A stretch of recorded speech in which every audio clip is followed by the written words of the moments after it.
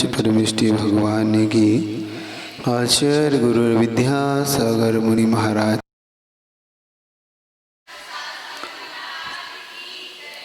लेशिया का प्रकरण आपके पूर्ण जैसा हुआ। कल एक ज्ञानावर्णी कर्म की चर्चा आपसे की थी। ज्ञानावर्णी कर्म बंधता कैसे? ज्ञानावर्णी कर्म बंधता है, आपको बताया था कि किस प्रकार से हम लोगों को अज्ञानता में डालते हैं, खुद अपन गुरु का नाम इत्यादि छिपाते। इसके बाद एक और कर्म आता है जिसको विशेष तौर से हमारा ध्यान जाए तो हो सकता है। दर्शनावर्णी कर्म के कुछ ऐसे कारण होते हैं जीवन में, अगर वो दर्शनावर्णी कर्म हमारे समझ में आ जाए तो हम बच सकते हैं। चाहे तो इन कारणों को 207 पृष्ठ होंगे, 207 पृष्ठ पे देख लें। तो जब आप वहाँ देखेंगे तो आप पाएंगे कि किस प्रकार से जीव के दर्शनावर्णी कर्म का बंध करता है, हमारे जीवन में कैसे बंधन को हम प्राप्त होते। दर्शनावर्णी मुख्य कारणों से ये चक्षु अचक्षु दर्शन को लेके होता है। दर्शनावर्णी का मतलब होता है देखना। जब हम किसी के देखने में विघ्न डालते हैं तब ये दर्शनावर्णी कर्म का बंध होता है। भक्ति इत्यादि करते हैं लेकिन इसमें किसी को विघ्न इत्यादि उत्पन्न करते हैं। जैसे कि दर्शन से माश्चर्य करना, माश्चर्य का मतलब होता है ईर्ष्या करना, द्वेष करना। माश्चर्य भाव, दाता माश्चर्य भाव रखते हैं ना, दाता दाता से जलते हैं, दाता दाता के प्रति दान के प्रति माश्चर्य भाव होता है। ऐसे ही जब अपनी नेत्रों के प्रति माश्चर्य भाव होता है, मेरे नेत्र बहुत अच्छे देखते हैं, मेरे नेत्र सुंदर हैं, तुम्हारे नेत्र कैसे हैं, खराब है, तुम्हें दिखते ही नहीं, अंधे हो क्या? जब आप इन शब्दों को बोल देते हो तो ये शब्द आपके लिए दर्शनावर्णी कर्म का बंध का कारण बन सकते हैं। क्यों? क्योंकि आपने अपने नेत्रों को तो अच्छा बताया, सामने वाले के नेत्र के लिए आपने जो बोला, ये बात सच है कि आपने सच बोला था, उसके नेत्र ठीक नहीं थे, लेकिन आपको नहीं बोलना चाहिए। किसी के लिए नहीं मजाक उड़ाओ, क्योंकि ये चेन आपके साथ भी हो सकती है। चेन भूलना नहीं है, याद रखना है ना।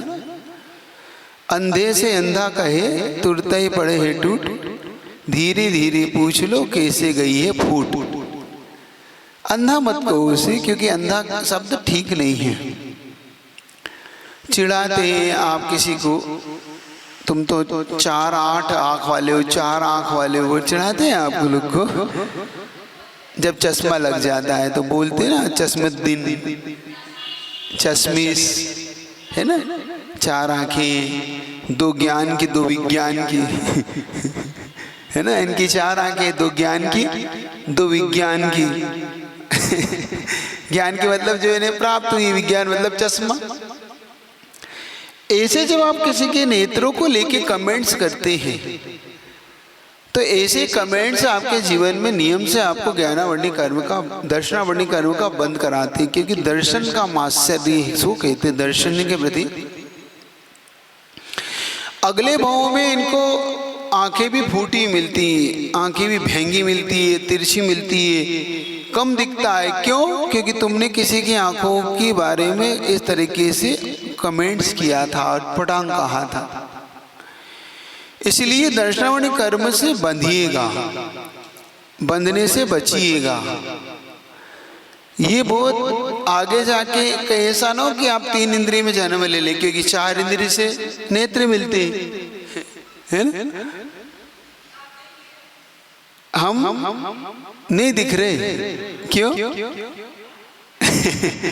दिखेंगे आप लोग, आपको लगेगा चश्मा तो आप चश्मा लगा के देखो भाई, क्या कर सकते, धीरे धीरे दिख जाएगा, सब हो जाएगा।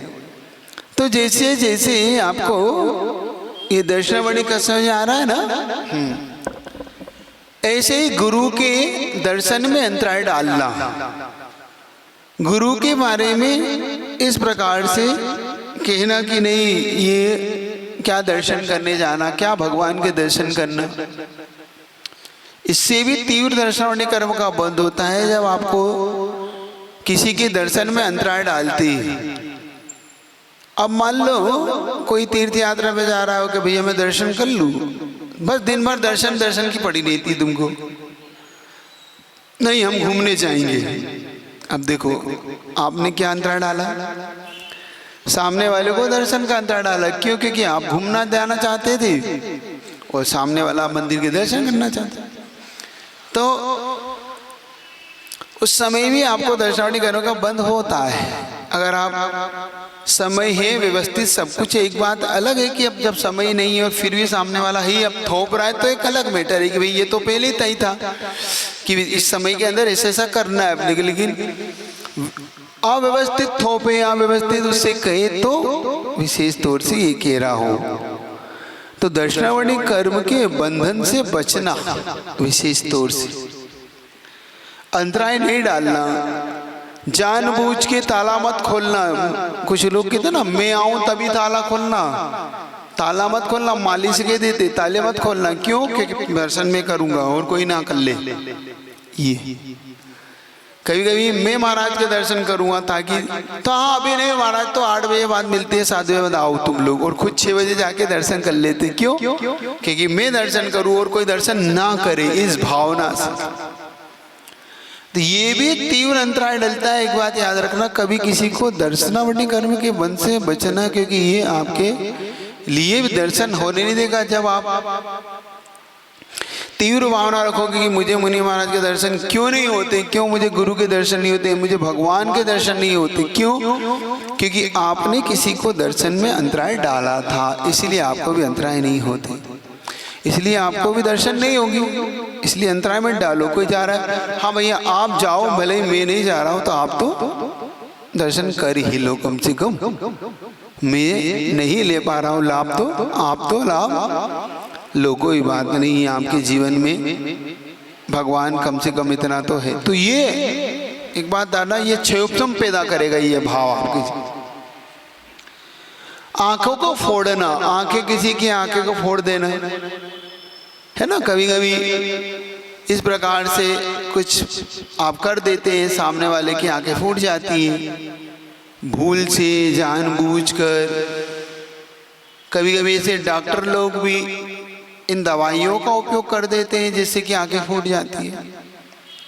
नकली दवाइयाँ बेचने वाले, जिससे कि सामने वाले की आंखें फूट जाती, क्योंकि नकली दवाई होती।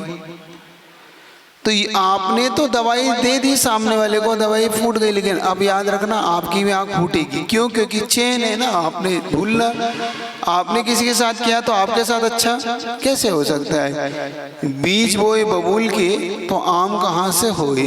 आप बीज तो बबूल के बोओगे तो आम नहीं होंगे, ये याद रखना। एक पद्म पुराण इत्यादि में बहुत जगह पे पुराण ग्रंथों में ये सब वाक्य मिलते हैं आपको कि किस प्रकार से किसने किसने अंतराय डाले भगवान को भक्ति करते समय। भक्ति में अंतराय डलते तो किस प्रकार से होते, क्योंकि विषय अभी श्रेणिक चारित्र का है। तो एक मुनि महाराज की घटना आपके सामने, इससे आपको बताता हूँ कि वैयावृत्ति सेवा ये करने से क्या लाभ होता है। कभी ऐसे किसी साधु के जीवन में कोई संकट आता है तो हम क्या कर सकते हैं, हमें क्या करना। इसको कथा के साथ साथ कर्म सिद्धांत को आपके साथ दे रहा हूँ ताकि आप उस सिद्धांत को ही पकड़ लें। एक मुनि महाराज जो कि काफी बताया था आपको उनका कि शमशान भूमि में उनके सिर पे जल गया था। अब याद बता देता हूँ कैसे हुई थी वो घटना। एक मुनि महाराज, वो मुनि महाराज अपनी साधना के लिए शमशान भूमि में गए थे।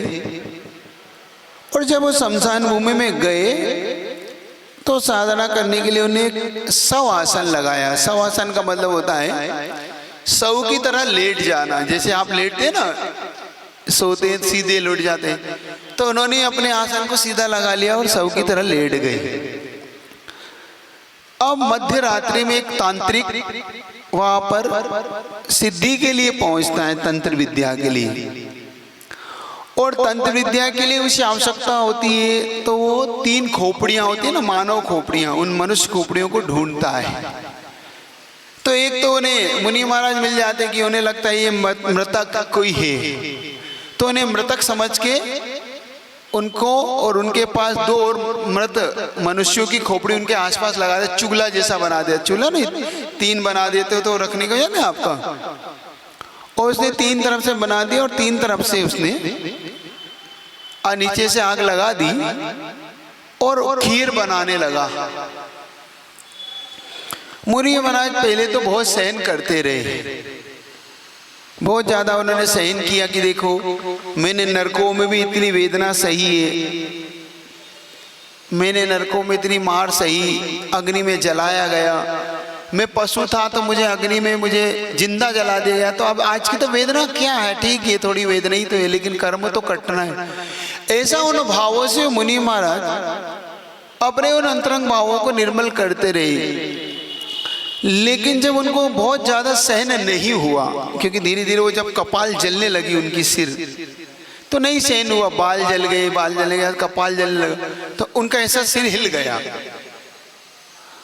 और ऐसे हिलते ही वो जो खीर थी वो गिर गई तो वो सारी अग्नि बुझ गई। लेकिन इतने में वो जो तांत्रिक था वो, अब उसने सोचा कि ये तो सब गड़बड़ हो गया, तो तांत्रिक वहां से चला गया कि भाई अब तो सिद्धि कैसे करूं, अब तो जो सामग्री सब धुल गई। तांत्रिक चला गया, लेकिन मुनि महाराज को जला हुआ सिर वहीं उसके साथ वो लेटे रहे। सुबह सुबह जब लोगों को ये खबर पता पड़ी कि एक दिगंबर साधु शमशान भूमि में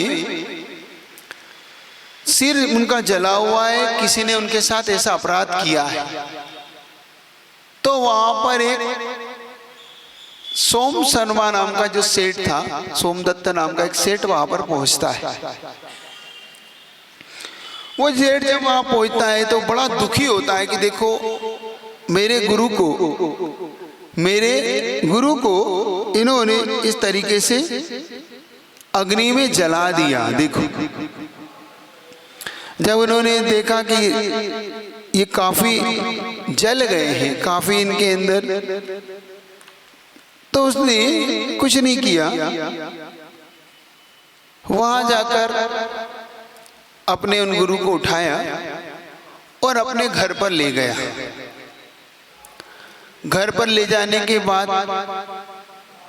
अब उनको एक राजवेद को बुलाया, वेद को बुलाकर उन्होंने दिखाया कि आप देखें कि गुरु के लिए हमें क्या कर सकता। अब देखने के बाद आता है वैयावृत्ति बहुत महान गुण होता है जीवन में, ये जरूर सीखना, कुछ सीखो चाहे ज्यादा नहीं सीखो, तो वैयावृत्ति जरूर सीखो। जीवन में गुरु की वैयावृत्ति जिसने सीख ली उसने सब सीख लिया, और जो गुरु की वैयावृत्ति नहीं सीख पाया वो कुछ नहीं सीख पाया। क्योंकि मैंने अपने जीवन का अनुभव अगर मुझसे पूछोगे तो मैं देखता हूं कि सबसे ज्यादा कुछ फलता है तो फलती है दिगंबर साधु की वैयावृत्ति, भगवान से भी ज्यादा।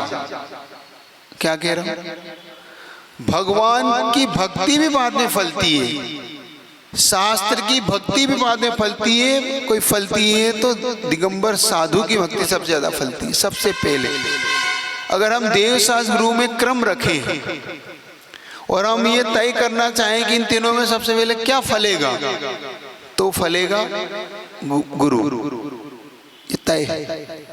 क्यों ऐसा क्यों कह रहा हूं? ऐसा इसलिए कह रहा हूं कि जब हम गुरु की भक्ति करते हैं तो गुरु अपने आप में चैतन्य कृति होती है। ये तो बिंब है, ये बिंब में आरोपित किए गए भगवान को स्थापना निक्षेप से। ये बात अलग है कि हम इनको भी भावों से इनकी भी भक्ति करेंगे तो हमें फल मिलेगा, इसमें कोई दो मत नहीं। ये शास्त्र है, ये भी किसी के द्वारा कहे गए हैं लिपिबद्ध, लेकिन इनमें चैतन्य पाना नहीं है। लेकिन गुरु अपने आप में एक चैतन्य कृति है, और गुरु इस समय वर्तमान दृष्टि से मैं ऐसा मानता हूं कि भगवान बोलते नहीं, शास्त्र समझ में आते नहीं। तो एक ही बचता है, वो होता है गुरु। क्योंकि भगवान हमें बोलते ही नहीं, तो आप भगवान से क्या पूछोगे। और शास्त्र इतने कठिन है कि आप समझ ही नहीं पाते हो। आप अंत कहते हो भैया अपने बस की तो नहीं, तो बचता कौन है? जो आपसे बोलता भी और शास्त्र को समझाता भी। देखो गुरु बीच की कड़ी है, भगवान के और शास्त्र के बीच में कोई होता है तो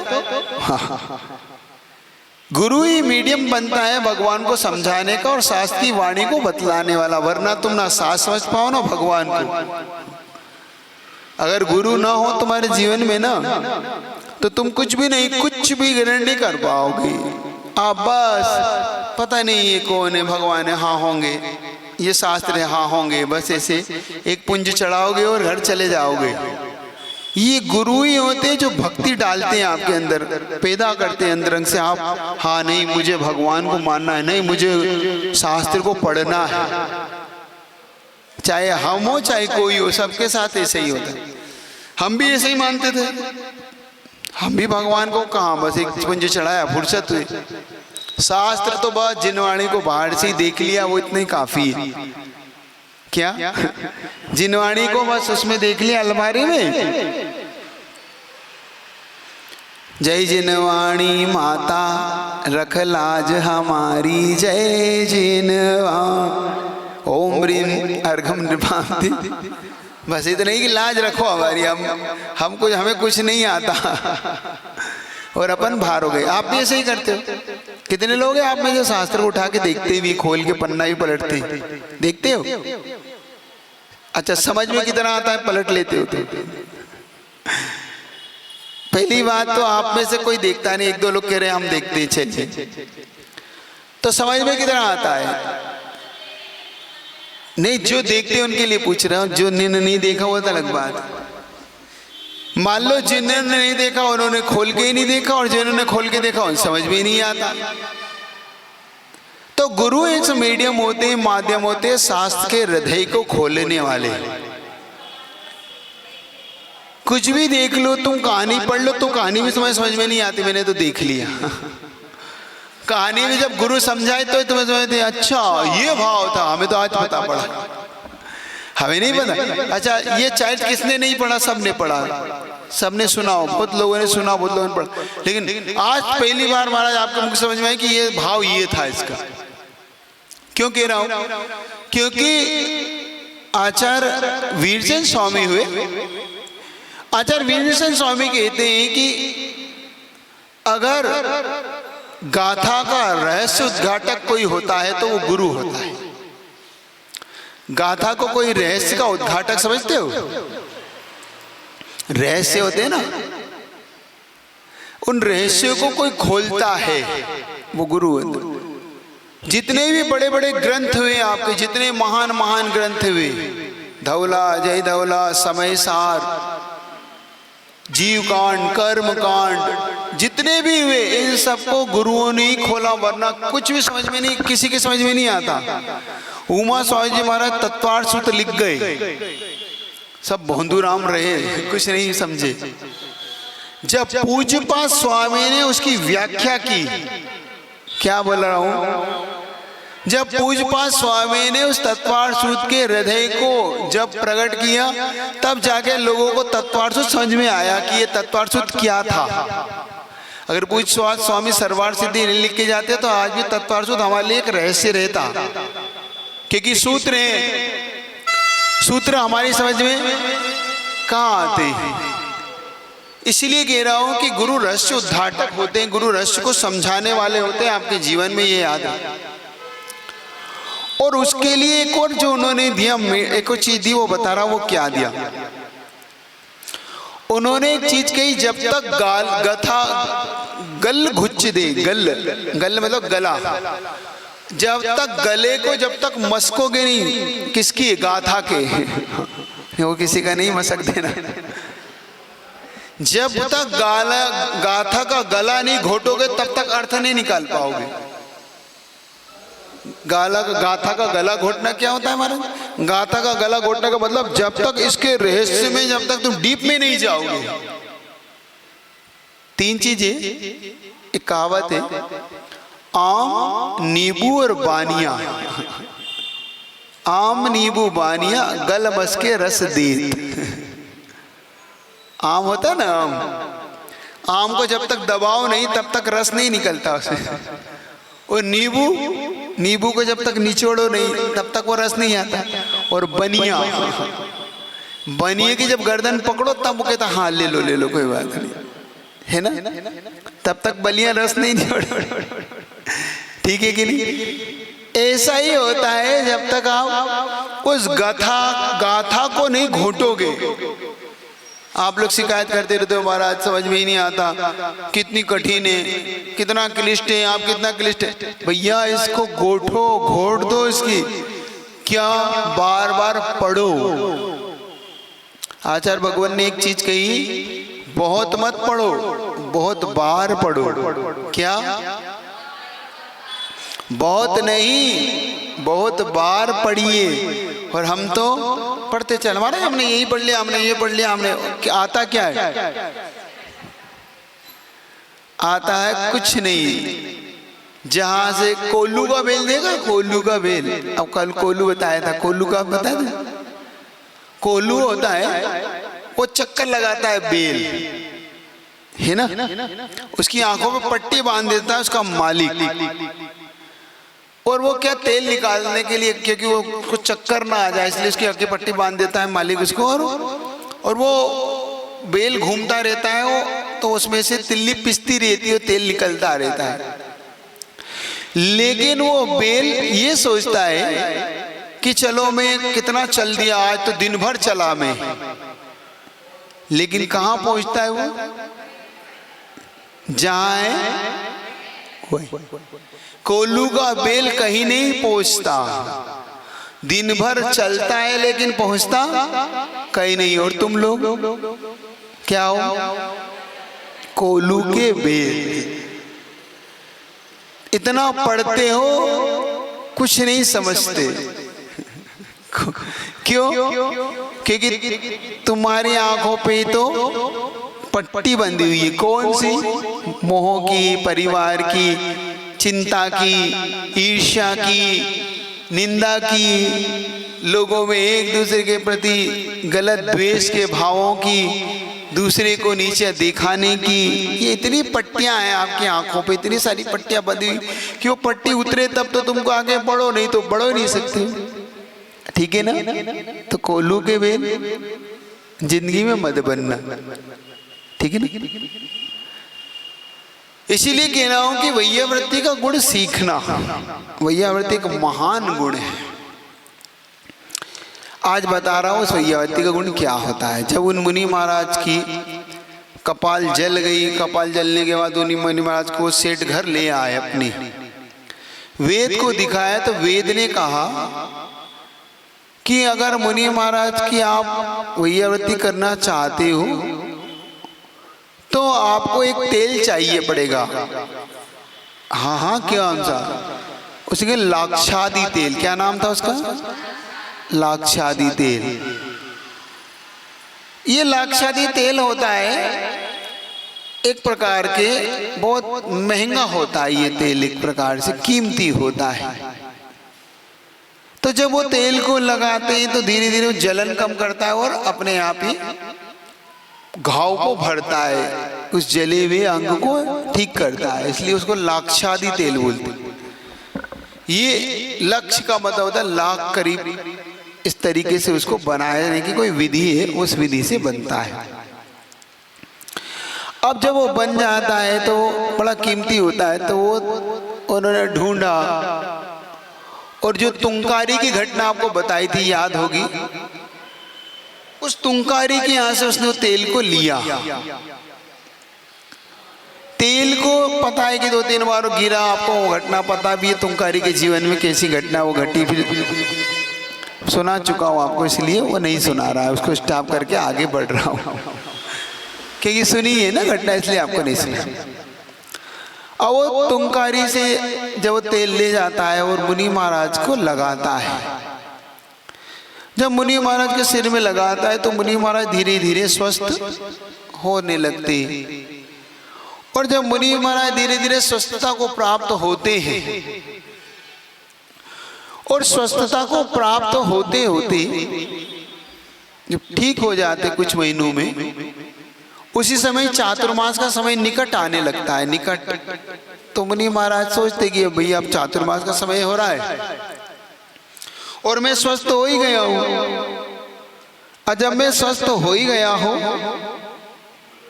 तो मैं अब यहां से जाना चाहता हूं। संयोग से वहां से जब वो सेठ जी मुनि महाराज को उठाकर अपने घर से लाए थे, उस समय के दिन और आज का दिन देख के उन्हें बड़ी प्रसन्नता होती है, और बहुत अच्छे से उनकी यज्ञावती करके लोग पूरा का पूरा नगर इतना उनके लिए इतना चाहना लगता है कि कम से कम देखो तुमने मुनि महाराज की बहुत यज्ञावती की, बहुत सम्मान होता है। और जब उसका बहुत सम्मान होता है और सम्मान होने के बाद लोग उससे कहते हैं कि देखो तुमने इतनी यज्ञावती की, तुम बहुत अच्छे हो। और मुनि महाराज कहते हैं देखो अब मुझे जाना है यहाँ से, अब मैं चातुर्मास के लिए। वो जाता है, देखो किस्मत की बात, उसी समय उसका एक स्वर्ण का घट होता है जिसमें उसकी जिंदगी भर की कमाई होती है। क्योंकि जब मुनि महाराज बीमार थे और उसका एक पुत्र था जो व्यसनी था, तो उस पुत्र के व्यसनी होने के कारण उस पूरे धन को वो मुनि महाराज के पलंग के वही नीचे गाड़ देता है। जब वो मुनि महाराज के पलंग के नीचे गाड़ देता है, उस जहाँ पे उनका विश्राम घर रहता है, उसके संयोग से वो घटना को उसका पुत्र देख लेता है ना। वो देख लेता है और एक रात चुपचाप वो निकाल लेता है। जब मुनि महाराज वहां नहीं थे तो चुपचाप वो, जैसे मुनि महाराज मतलब दोपहर में हार में गए हैं, तो दोपहर में उसने घट को निकाल लिया और वैसे का वैसे स्थान को व्यवस्थित कर दिया। जब मुनि महाराज ठीक हो गए तो उन्होंने विहार करने का मन बनाया। जब वो विहार करके वहां से निकल ही रहे थे कि उन्होंने देखा कि भाई मुनि महाराज थोड़ी ही दूर पर पहुंचे, इधर सेठ जी ने जमीन को अपना धन निकालने के लिए की खोदा। जैसे उन्होंने खोदा और देखते हैं कि भाई यहां तो धन है ही नहीं, तो उसकी सबसे पहले शंका का सुई कहां गया? देखो कितना ही बड़ा व्यक्ति क्यों ना हो, कितना ही धनवान क्यों ना हो, कितना ही गुरु भक्त क्यों ना हो, बाप बड़ा ना भैया, सबसे बड़ा रुपया। कितना ही बड़ा क्यों ना हो, वो सबको संख्या के घेरे में ले लेता है। ये धन आप कितना ही कहो, ये धन व्यक्ति को कहां तक ले जा सकता है, इसकी बुद्धि को कहां तक विचारधारा में ले जा सकता है। सगा भाई सगे पे विश्वास नहीं करता इस धन के कारण, सगा पिता सगे पुत्र पे विश्वास नहीं करता। ये सच है कि गलत है? सच। तुम्हारा कितना ही विश्वसनीय क्यों ना हो, कोई विश्वास नहीं करता। और अगर चाहो तो मैं इसका सैंपल दिखा सकता हूं आपको, अभी नमूने के तौर पे देख ले, दिखा दूं, बता दो।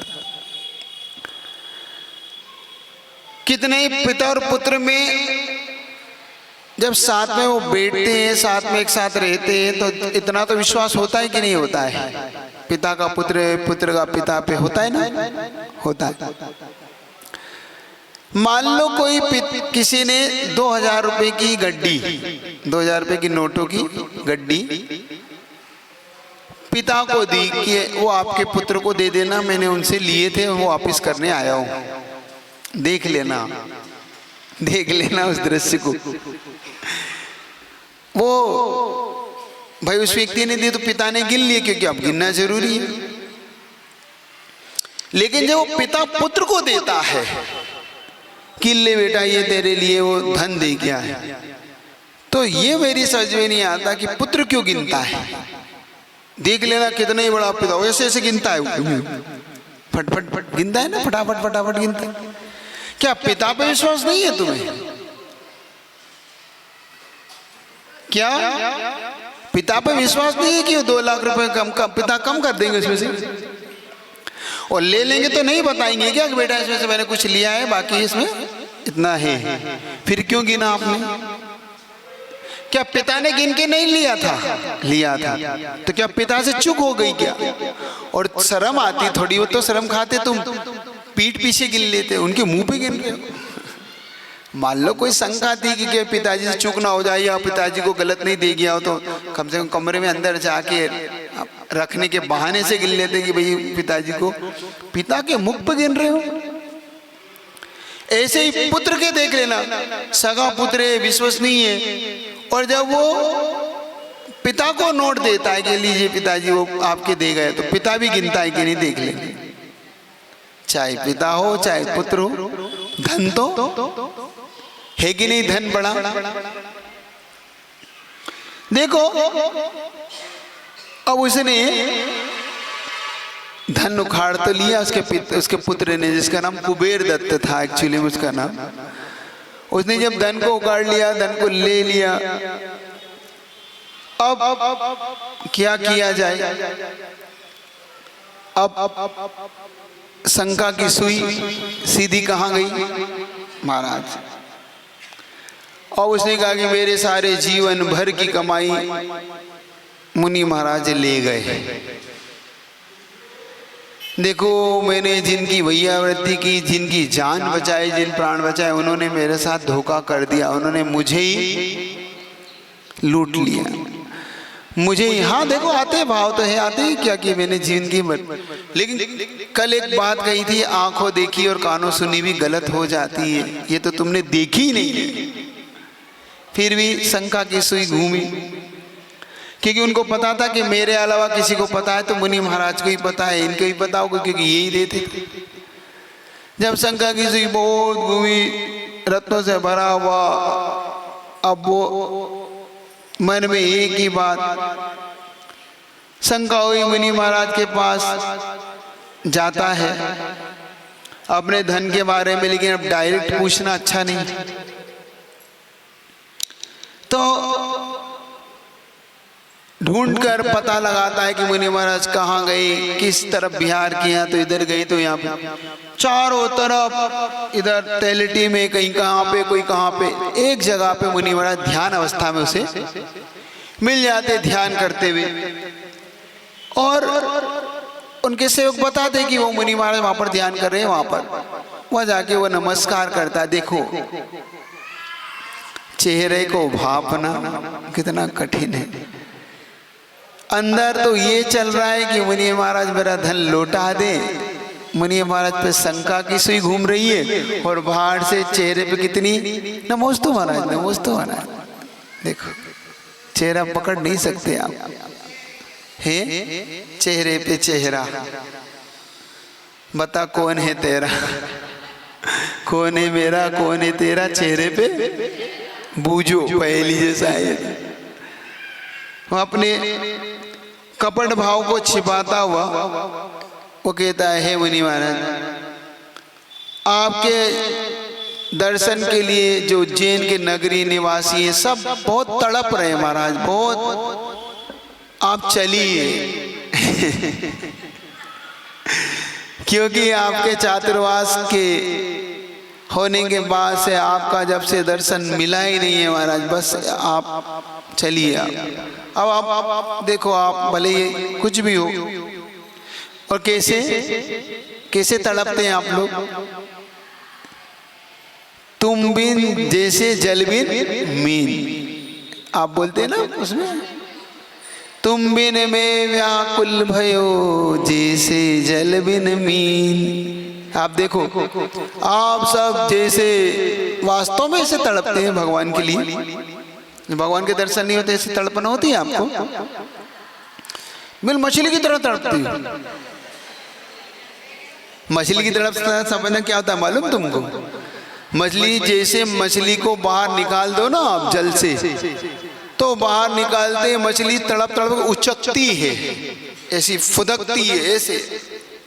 और जब वो उदकती है फुदकती है मछली वो, तो बहुत पीड़ा होती है और अंत में अगर जल में अगर पुनः नहीं डालो तो मर जाती है।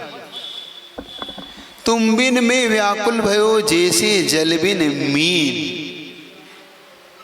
अभी आपके अंदर वो तड़पन नहीं है, अभी आपके अंदर वो नहीं है कशिश, आपके अंदर वो अंदर से जो होना चाहिए वो तड़प जाता है। आप बुरा नहीं मानो तो एक बात कह दूं, कभी किसी व्यक्ति ने प्रेम किया है किसी से? मछली पूछ नहीं किया। पति का पत्नी से प्रेम होता है कि नहीं पूछ रहा हूं। माँ का पुत्र से होता है, पति का पत्नी से होता है। आप प्रेम कहते हैं, आप उस तरफ क्यों चले जाते हो? भाई का बहन से होता है ना, ये भी एक प्रेम होता है। भाई बहन में भी एक प्रेम होता है, पति पत्नी में होता है, पुत्र पिता में होता है, माता पुत्र में होता है, बहन बहन में होता है ना, भाई भाई में होता है। ये भी एक प्रेम होता है। और एक वो भी प्रेम होता है जो होता है, वो तो होता है, क्या कर सकते हैं, तो है, वो होता है, लोगों में होता है। उस प्रेम में क्या होता है कभी देखना, थोड़ा सा उसको समझने का पुरुषार्थ करना। उस प्रेम में जब प्रेमी अपनी प्रेमिका से मिलने के लिए तड़पता है, तो आचार्य ने उसके 10 लक्षण बताए हैं।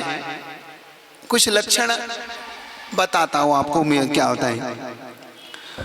उसमें लिखा, प्रथमम जायते चिंता, द्वितीयम दर्शनम इच्छे, तृतीयम दीर्घ निश्वास, चतुर्थम भुक्ति अर्चा, पंचमम ज्वर, षष्ठम जायते ज्वर। मतलब बुखार आना और बुखार आने की बात की है। सप्तम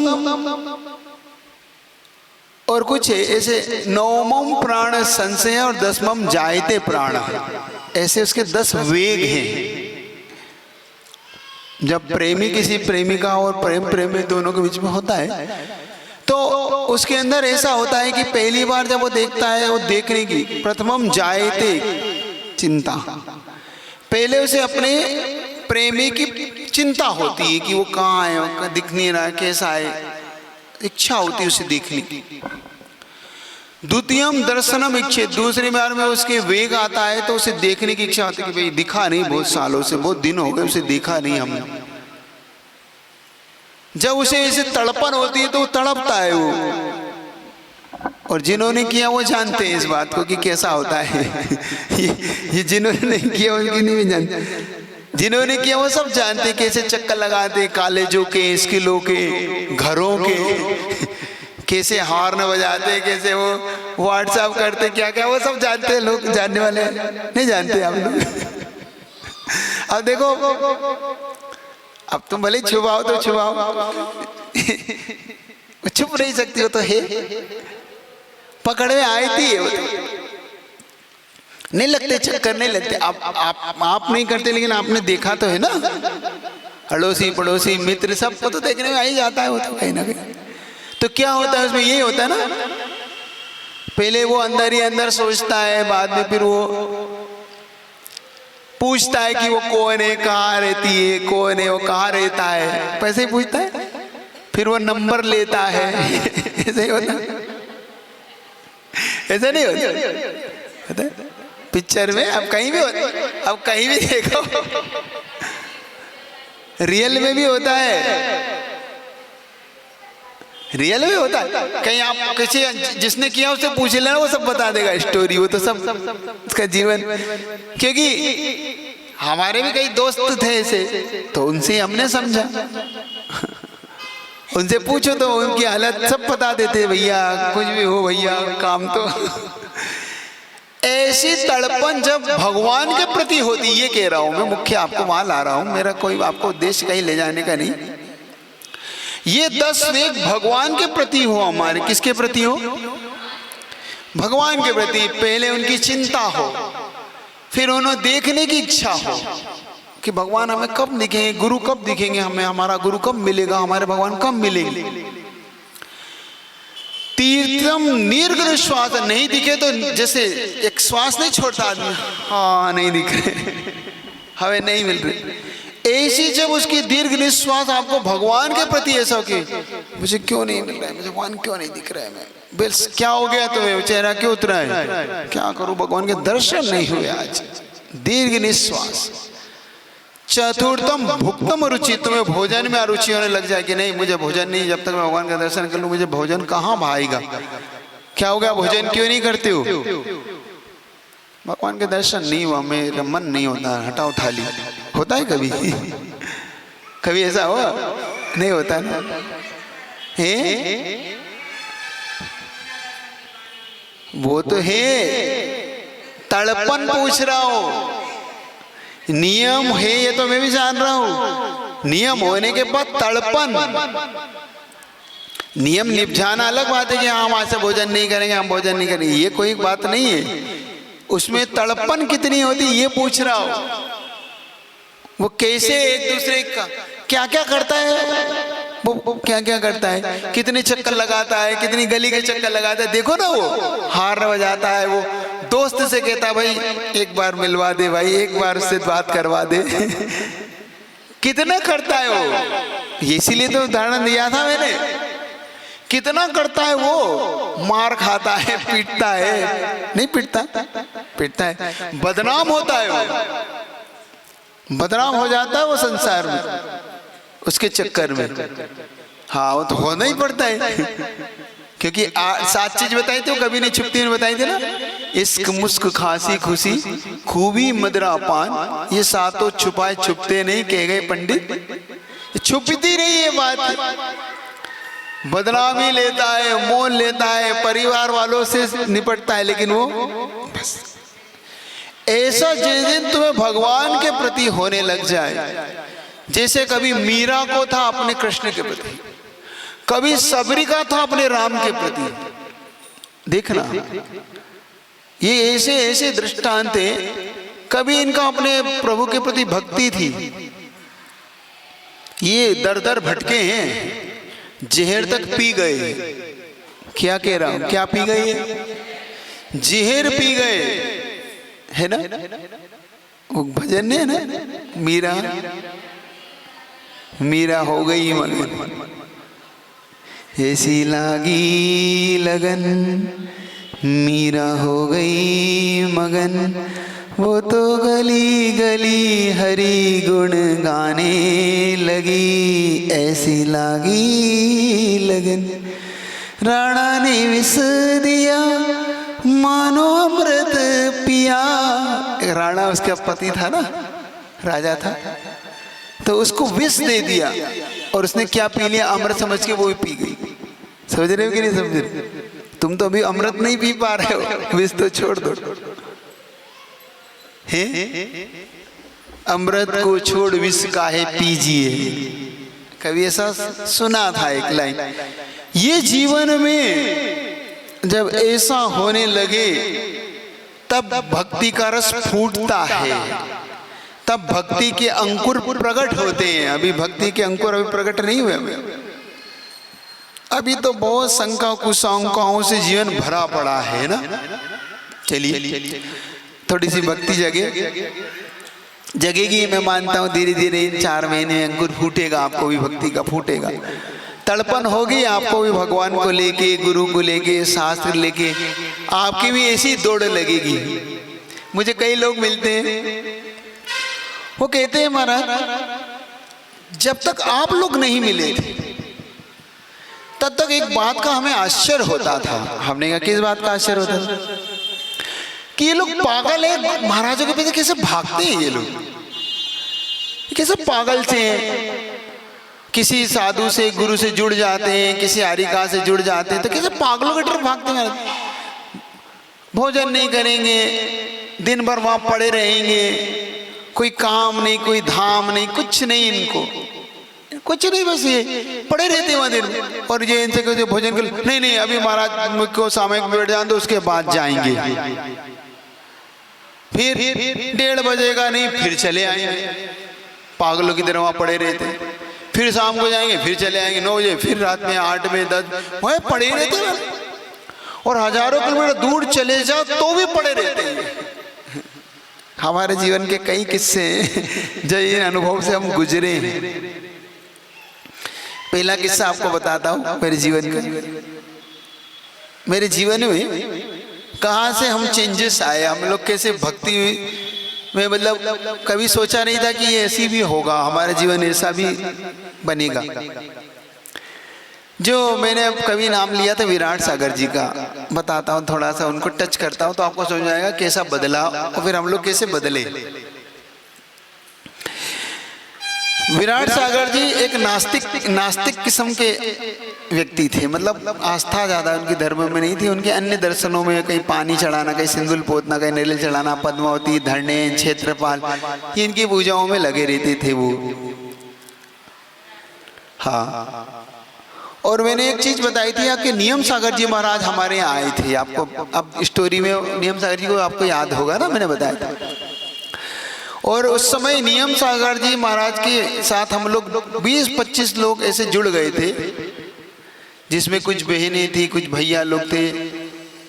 तो हम लोग, हम हैं, हमसे बड़े हमारे भाई हैं ये, और विराट सागर की एक बहन थी, चाचा की लड़की, वो भी महाराज से बात जुड़ गई। वो उनका चाचा का लड़का, वो लोग जुड़ गए ऐसे हम लोग। तो हम लोग जाते थे दोपहर में, सुबह शाम। मैंने कहा ना वो पागलपन, बस वो मेंटलिटी, सेंटिमेंटल और मेंटल होते ना। तो व्यक्ति जब तक महाराज के दर्शन करता तो सेंटिमेंटल होता है, और जुड़ने के बाद मेंटल होता है।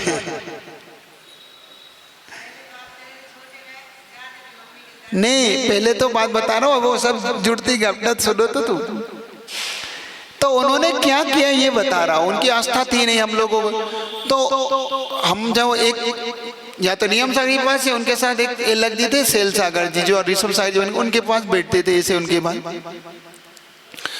जब घर वालों ने कहा ये लोग कहाँ हैं, दिन भर रहते हैं, तो विराट सागर जी ने, जब उनका नाम अमित था, तो अमित भैया ने ये क्या, हम लोग जब दोपहर में सुबह सब जाते थे, तो उनकी सिस्टर 1:30 बजे महाराज के पास जाने के लिए घर से निकलने को तैयार होके बस जा ही रही थी कि हमें वो ने ऐसा हाथ करके रोक दिया, चलो अंदर। क्या है दिन भर वहां पर रहते हो, क्या है वहां पे, सुबह तो गए थे तुम, चलो अब कल। तो उनकी सिस्टर कहती क्या हो गया आपको, बस मैंने जितना कहा उतना।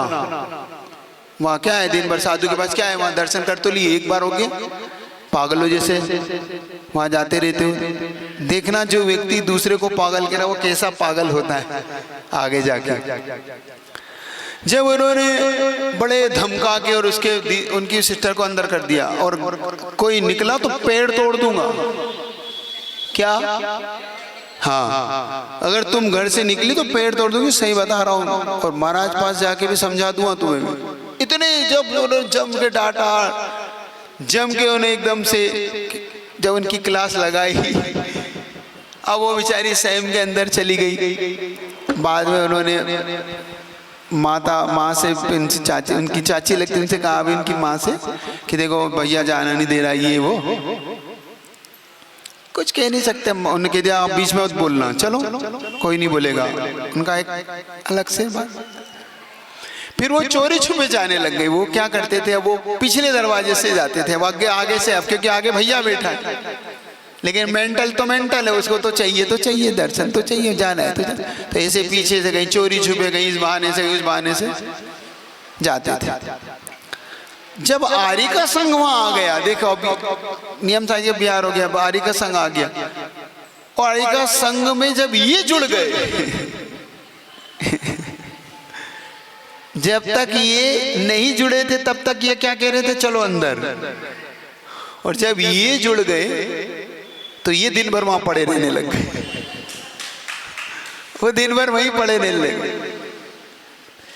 आपके वो प्रश्न का उत्तर दे रहा हूं जो आपने पूछते ना कि महाराज इनको क्या हो जाता है, जो मुझसे पूछा गया था कि ऐसा क्या हो जाता है महाराज, दिन भर वहां पड़े रहते हैं, वहां क्या हो जाता है। और जब तक आपसे नहीं जुड़ते हो, क्या प्रश्न था उनका, जब तक आपसे ये पास नहीं आते थे, नहीं जुड़े, तो हमें समझ में नहीं आता था ये लोग पागलपंती क्यों करते, क्यों वहां पड़े रहते। लेकिन जब बाद में कहते हैं आप लोग से जब जुड़े, जब आप लोग के पास आए, तब पता पड़ा कि वो पागल नहीं था, हम पागल थे। हम पागल थे, समझ ही नहीं पाए हम गुरु। जब महाराज हम वो जुड़ गए उस संघ से, देखना हमारी वो देखना मेंटेलिटी कहाँ तक है, हम कहाँ तक मेंटल पागलपंती क्या दौर था। अब बस सुबह दोपहर शाम वहीं भाई, जब समय मिले तब बस शाम रात इसलिए छूटती थी कि वहाँ परमिशन नहीं थी, क्योंकि हम वो आरी का है, हम भैया लोग, तो भैया लोग को परमिशन नहीं, तो रात में ही परमिशन नहीं थी। बाकी तो सुबह का दरवाजा खटखटा रहा है तो हम लोग ही खटखटा रहे कि भाई जो ऊपर भक्ति हो रही चलो। आरी का कह रही अभी नहीं आना, 10 मिनट रुको। हाँ तो भाई 10 मिनट रुके, लेकिन खोलो तो जल्दी खुलवाओ। ऐसे पागल। फिर वहाँ पे आर में जिद कर रहे, आर में आर दान कर रहे। फिर 1:30-2 बजे कहीं मौका मिला तो फिर चले गए, शाम को फिर चले गए। घर में लड़ाइयाँ हो रही हैं कि तुम्हें चाहते हो, हमें जाने ही नहीं देते। भाई चलो भाई कुछ तो कहीं एडजस्ट करते थे कि काम करो तुम चले जाओ, फिर हम चले जा रहे हैं, तो ऐसे भी एडजस्ट करते थे, लेकिन मन तो लगता ही नहीं था। जब धीरे धीरे चातुर्मास पूरा हो गया और चातुर्मास का जब बिहार हो गया, बिहार होते होते जब उनको छोड़ने गए, छोड़ने के उनको पहुंच गए, तो वहां से खाते गांव करके वो वहां पे पहुंच गई, वहां पे वो। लेकिन एक पड़ोस में जब धर्मशाला थी जहाँ संत निवास बोलते ना, उसके पड़ोस में एक पहचान वाले थे। उनका उस समय मोबाइल नहीं थे, उस समय लैंडलाइन वाले, तो उनका नंबर ले आए हम लोग, और नंबर आपस में बट गया कि भाई ये नंबर है।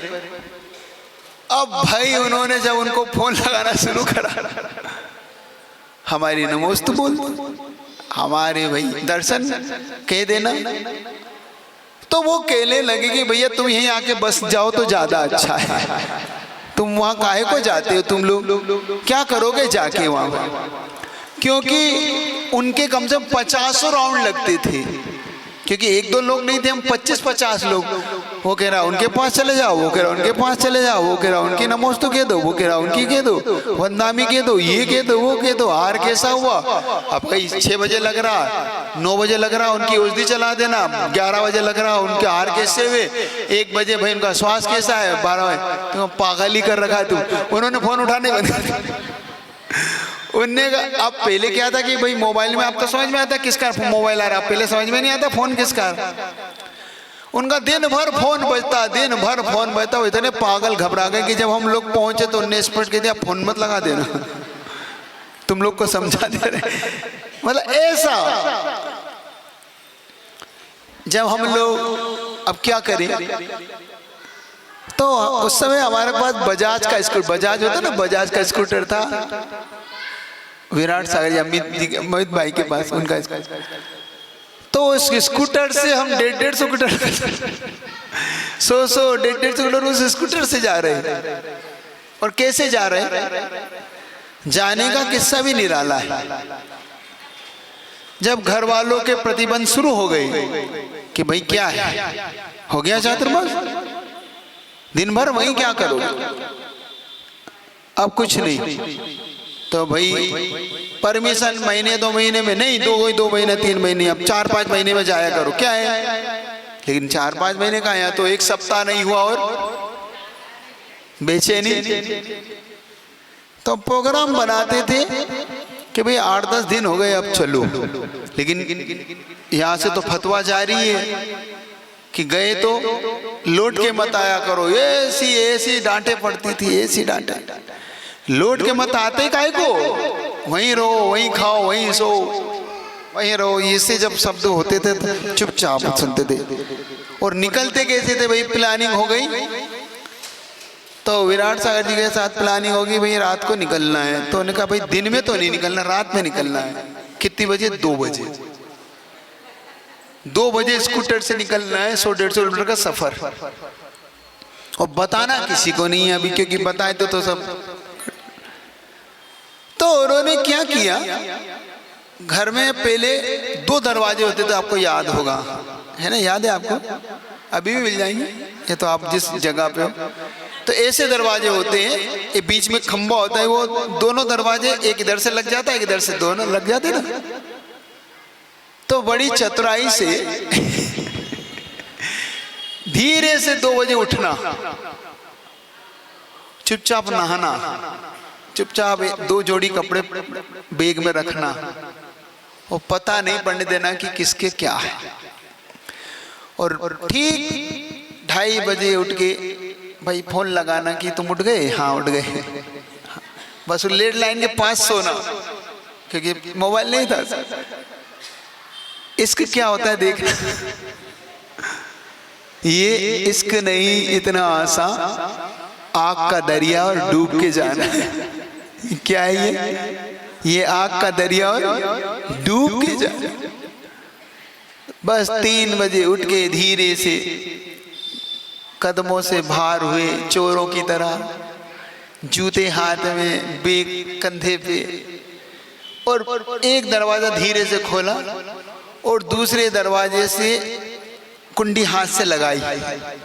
2 लगते ना, तो एक से लगा दो, दूसरे का ताले की चाबी लगाई और अंदर फेंक दी। इसी जालियां लगी ना थी ना उसमें, उन जालियों से अंदर फेंक दी। और भैया बढ़ाओ गाड़ी, रात को 3 बजे निकल के पहुंच गए। पहुंचने के बाद किससे कहो तो कोई एक जना माँ को संकेत करता था, रात को माँ को कहते थे कि सुबह हमें निकलना है बस। अरे पिताजी डांटेंगे, वो तुम्हारा काम निपटेगा। वो काम किसका, सही बता दो, चाहे कुछ भी हो वो माँ संभालती है। माँ इस मामले में बहुत हुनर होता है माँ के हाथ में। पिता को कोई संभालता है तो माँ होती है वो। देखो तुम, मुझे डांट पड़ेगी, तुम लोग ऐसा कर रहे हो, तुम ऐसा बार बार जा रहे हो, अब तुम तो जानती हो, देखो धर्म ही तो कर रहे हैं ना हम लोग। अब माँ धर्मात्मा थी, तो बस माँ को धर्म पसंद था और धर्म उनकी कमजोरी थी। तो बस देखो हम पाप तो नहीं कर रहे ना, हम धर्म के लिए तो जा रहे हैं ना। अब 15 दिन हो गए देखो हम लोग, और पक्का है शाम तो लौट आएंगे हम लोग। बस यूं गए और अभी लौट। अब उन्होंने कहा देखो तुम मानते, देखो हम तुम्हारी तरफ से आहार दान भी देंगे। अब देखो उनको कैसे आहार दान भी देंगे तुम्हारी तरफ से, तुम्हारी वंदना भी कहेंगे, और देखो तुम्हें पुण्य भी मिलेगा। अब बित्ते में तो माँ, हाँ ठीक है तो रख लिया, हाँ रख लिया, तो कुछ रख लो आहार दान में रख लो, वो तो बस बात। और अपन ने निकल गए। सुबह माँ ने पिताजी पूछा, बैठा उठाओ उसको जरा, और दुकान खोलेगा। कौन खोलेगा, होगा तो खोलेगा, होगा तो खोलेगा, कौन खोलेगा। नहीं नहीं वो तो कहीं गए हुए, तुम दूसरे से कह दो वो खोल देंगे। 2-3 भाई तो भाई कोई खोल देगा, खोल। जब उन्होंने देखा कि भाई ये 9 बजे भी नहीं दिख रहा, 10 बजे भी नहीं दिख रहा, 11 बजे भी नहीं दिख रहा, भोजन में भी नहीं दिख रहा, ये गया कहाँ है, तब धीरे से मुड़ देख के वो दर्शन करने गया। अब आफत, उन्होंने जो जितनी सुनाना है माँ को सुना के उन्होंने फिर भी। अब लौटने का समय आ रहा है अपना। जब लौट रहे हैं तो मन में कि भैया आज कहीं आरती पूजा ना हो जाए, कहीं आरती पूजा जानते हो ना, जब पूजा भी 2-3 प्रकार की होती है, एक पेट पूजा होती है, एक भगवान पूजा होती है, एक जूतों से तो वो भी पूजा ना हो जाए, डर है पूजा अब पहुंचे जैसे तैसे। अब भाई दरवाजा कैसे खुलेगा, अब चाबी तो अंदर फेंक दी, तो धीरे धीरे से नोक कर रहे हैं कि माँ ही उठे पिताजी ना उठे, नोक कर रहे हैं कि भाई, तो माँ समझ जाती कि ये आया होगा। कौन है? हाँ हम हैं, हाँ आ जाओ धीरे से अंदर हो लिए। सो गए? हाँ वो सोए, तुम अंदर चलो वो सोए, उनको सोने दो, वो सो गए। सुबह अपने उठ के पहले जल्दी से उठ के मंदिर, क्योंकि उन्हें दिख गए तो उनकी भी सुबह खराब है, हमारी भी सुबह खराब। ऐसा होता है जब भक्ति होती है। सुन रहे? जब लगाव हो जाता है, और अभी तो किस्सी बहुत लंबा है, ये तो छोड़ रहा हूं क्योंकि आज पेपर है तुम्हारा छेड़ा लगा। पेपर देना है तुम्हें, देना है ना? है डांट तो पड़ती, अरे डांट किसको नहीं पड़ेगी? कोई तमगा लेके थोड़ी गए। डांट तो इतनी खाई है, इतनी डांटें खाई है कि हम ठाकुर हो गए खा खा के इतनी डांटें खाई, मतलब हम बिल्कुल ऐसे हो गए कि ना पिंडी घिस घिस के पिंडी हो जाती है, पत्थर घिस घिस ऐसे हो गए थे। देखो एक चीज कहता हूँ, हाँ क्या पूछना? माइक दे दो। मैं एक बात कहता हूँ, सुनाता हूँ, पहले इनको प्रश्न पूछे। मासी, जब पिताजी ने आपको डांटा तो आपको ये नहीं लगा कि उनकी आज्ञा का हम उल्लंघन कर रहे हो, फिर हम जा रहे हैं बार बार उल्लंघन? नहीं, मैंने तो उनका आज्ञा का पालन किया, वो बता देता हूँ क्या किया। पिताजी ये कहते थे वहीं रह जाओ, वही तुम्हें खाने को दे देंगे, तुम ऐसा करोगे। और उन्होंने कहा यही हाल रहा ना। उन्होंने क्या कहा? यही हाल रहा तो भीख मांग के खाओगे